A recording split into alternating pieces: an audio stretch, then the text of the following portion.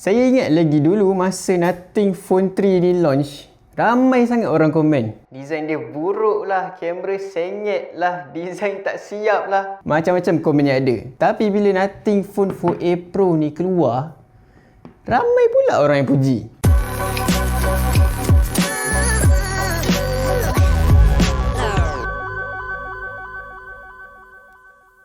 Jadi sebab yang paling obvious sekali adalah dia punya rekaan lah. Dan macam korang tengok ni, kalau dekat Nothing Phone 3 ni, saya sendiri mengaku yang Nothing ni macam dia try hard sangat untuk buatkan phone ni nampak unik. End up phone ni nampak pelik lagi adalah dia punya rekaan kamera yang sengit. Dia masih lagi nampak unik untuk beberapa golongan orang, tapi bukan untuk semua orang lah. Dia akan buatkan phone ni nampak pelik di mata orang. And then keluarlah Nothing Phone 4a Pro.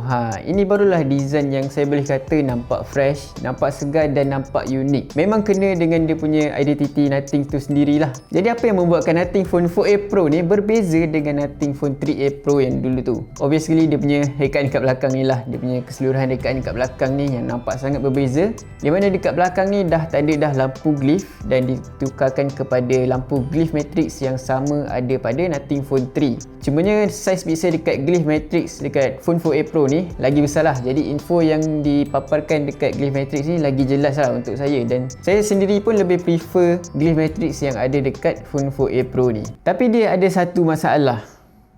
Masalah ke?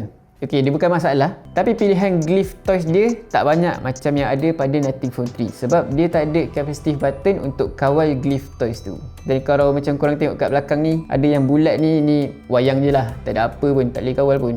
Lepas tu Nothing Phone 4a Pro ni memang dah terasa macam flagship lah dia punya rekaan ni. Sebab yang pertama dia guna uni body aluminium. Jadi macam yang korang tengok kat belakang ni, keseluruhan body dekat belakang dia ni ialah menggunakan bahan aluminium. Memang terasa sangat-sangat premium lah bila korang pegang dalam tangan. Lepas tu dengan dia punya ketebalan yang makin nipis membuatkan phone ni lebih terasa macam flagship lah. Lepas tu dekat bahagian belakang ni pun Nothing gunakan konsep rekaan kamera pelatiau. Dah kenapa bunyi macam kuih tiaw? Alah, rekaan yang sama yang ada pada iPhone 17 Pro dan juga 17 Pro Max tu. Cumanya macam yang saya cakap tadi, Nothing masih kekalkan DNA dia dengan letakkan design yang transparent lah dekat belakang ni. Barulah orang kenal ini phone Nothing. Oh ya, saya lupa nak bagi tahu, sekarang dekat siri A ni pun dah ada recording light yang sama ada dekat phone 3 tu. Kalau dulu dekat Nothing Phone 3a, 3a Pro, 3, dia punya kedudukan butang dia agak pelik. Dia bukanlah pelik pun sebab Nothing dah tambahkan butang essential key tu. Dan butang dia tu betul-betul duduk dekat bawah butang kuasa ni. Jadi saya selalu tersalah tekan antara dua butang tu. Kadang-kadang nak tekan power button, kadang-kadang tertekan essential key tu. Tapi dekat Nothing Phone 4a Pro ni, siri 4a lah, senang cerita, Nothing dah ubah kedudukan butang tu, di mana dekat bahagian belah kanan ni ada butang kuasa dan juga butang suara sahaja. Dan kat mana dia letak essential key tu?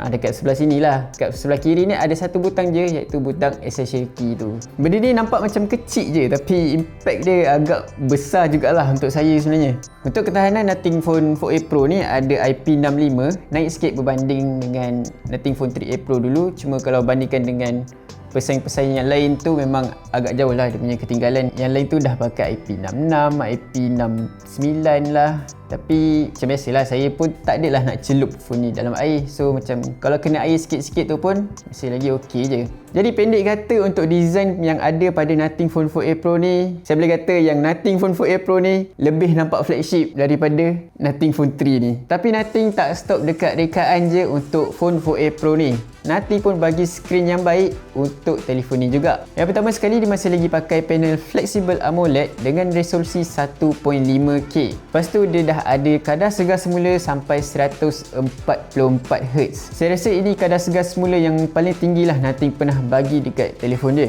Lepas tu ada lagi, dia punya tahap kecerahan pun dah makin tinggi sampai 5000 nits untuk peak brightness dia. Jadi kalau nak guna dekat bawah cahaya matahari tu tak ada masalah. Dan macam tadi juga, saya rasa ini tahap kecerahan yang paling tinggi lah Nothing pernah bagi dekat peranti-peranti dia. Dan apa yang membuatkan skrin yang ada pada Nothing Phone 4a Pro ni nampak lagi flagship adalah dia punya bezel yang sangat sangat nipis. Lepas tu beza yang nipis tu tambah dengan saiz skrin yang besar iaitu 6.83 inci.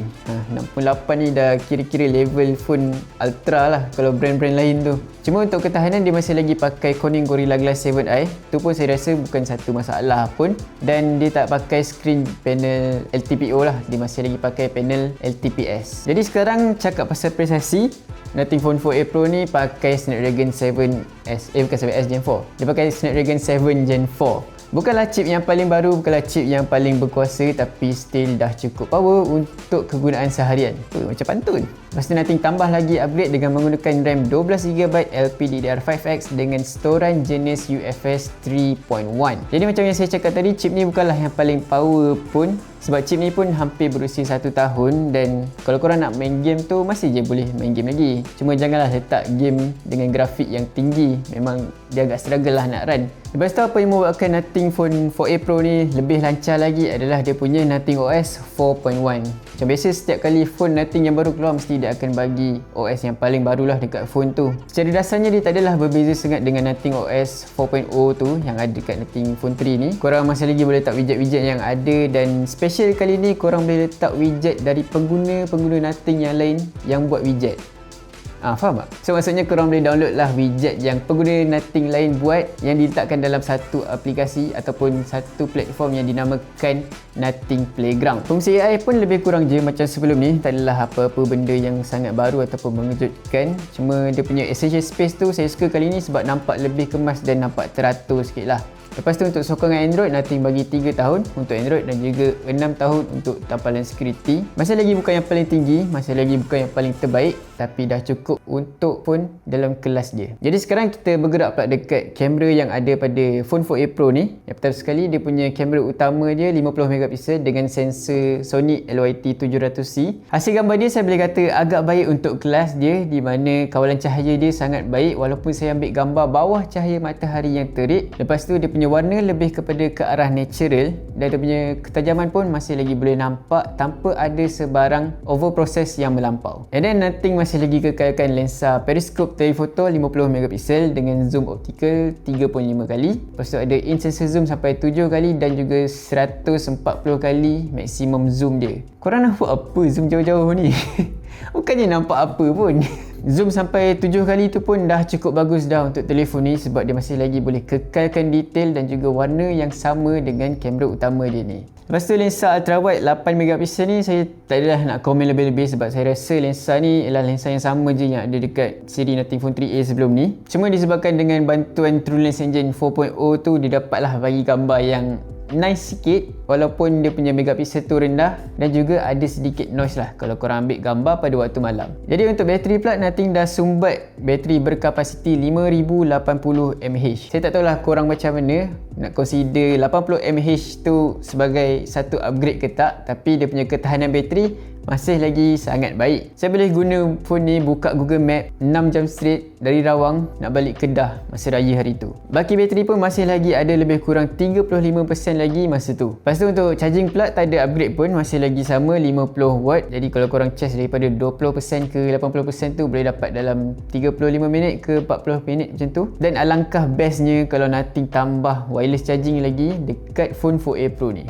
Jadi sebagai penutup, saya rasa yang Nothing Phone 4a Pro ni dah rasa macam hampir flagship dah. Mana taknya dia punya rekaan yang nampak serba baru, nampak lebih matang. Dia punya skrin yang nampak lebih cantik berbanding dengan model sebelum ni. Dan secara keseluruhannya dia memang nampak lebih flagship lah daripada Nothing Phone 3 ni. Boleh nampak perbezaan yang ketara dari segi rekaan tu. Dan kalau saya tak tahu pun yang Nothing Phone 4a Pro ni dalam kelas pertengahan, saya akan cakap yang phone ni ialah peranti dalam kelas flagship. Jadi untuk harga jualan, Nothing Phone 4a Pro ni jual pada tanda harga RM2,299. Saya rasa harga tu agak logik dan juga agak munasabah kalau tengok keadaan harga RAM dan juga memori yang tengah mencanak naik dan tak masuk akal sekarang ni. Itulah saja ulasan saya tentang Nothing Phone 4a Pro ni dan saya akan jumpa anda dekat dalam video yang seterusnya.